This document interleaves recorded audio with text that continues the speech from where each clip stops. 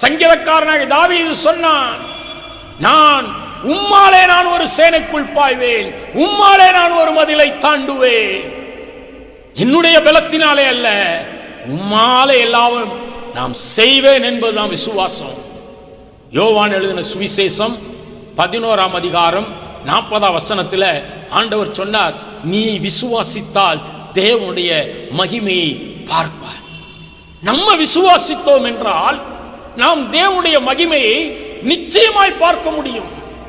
லூக்கா எழுதின சுவிசேஷம் 1ஆம் அதிகாரம் 45ஆம் வசனம் சொல்லுகிறது, விசுவாசித்தவளே பாக்கியவதி, தேவனால் சொல்லப்பட்டவைகள் அவளுக்கு நிறைவேறும். நாம் விசுவாசிக்கும் பொழுது பாக்கியவதிகளாய் பாக்கியவான்களாய் மாறுகிறோம். தேவனாலே நமக்கு வேதத்தில் சொல்லப்பட்டிருக்கிறவைகள் அப்படியே நிறைவேறுகின்றதாக இருக்கின்றது. விசுவாசித்தவர்கள் அவர்கள் நலமும் விசாலமான அந்த கானான் தேசத்தை சுதந்தரித்துக் கொண்டு அவர்கள் அதை பங்கிட்டார்கள்.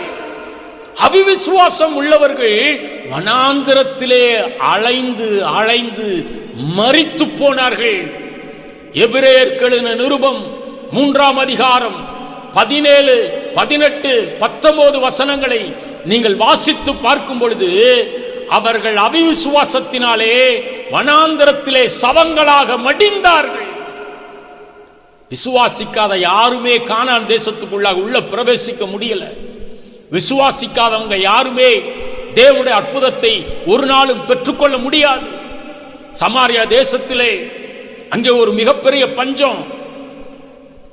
எலிசா தீர்க்கதரிசி சொல்லுகின்றான், நாளைக்கு இந்நேரம் தேவன் அற்புதம் செய்வார்.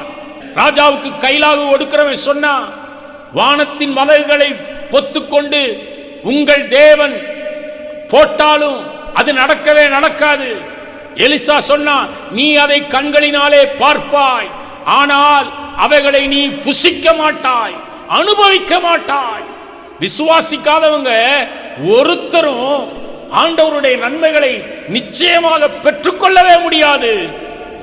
நம்முடைய வாழ்க்கையிலே நம் பிரச்சனைகள் பெரிதாக இருக்கலாம், அந்த பிரச்சனைகளை அல்ல, தேவன் எவ்வளவு பெரியவர் என்று பார்க்கிற மனக்கண்கள் நமக்கு அவசியம். விசுவாச கண்கள் நமக்கு அவசியம். நம்முடைய பிரச்சனைகள் ஒருவேளை பணப்பிரச்சனையாக இருக்கலாம், நம்முடைய பிரச்சனைகள் நம்முடைய சரீரத்தில் இருக்கிற சுகவீனமாய் பலவீனமாக இருக்கலாம், நம்முடைய பிரச்சனைகள் சமாதானக்கேடாய் சந்தோஷக்கேடாய் இருக்கலாம், நம்முடைய பிரச்சனைகள் நிந்தைகளாக அவமானங்களாக இருக்கலாம். நாம் தேவனை நம்பும் பொழுது, இந்த பிரச்சனைக்கு மேலாக தேவன் அசைவாடும் பொழுது இவைகளெல்லாம் ஒரு தூசிக்கு சமமாய் ஓடி போகும் என்று நீங்கள் விசுவாசிக்கும் பொழுது அது நிச்சயமாய் இன்றைக்கே அது அற்புதங்களை கொண்டு வரக்கூடியதாக இருக்கிறது. இன்றைக்கே அந்த பிரச்சனைகள் மாறக்கூடியதாக இருக்கின்றது.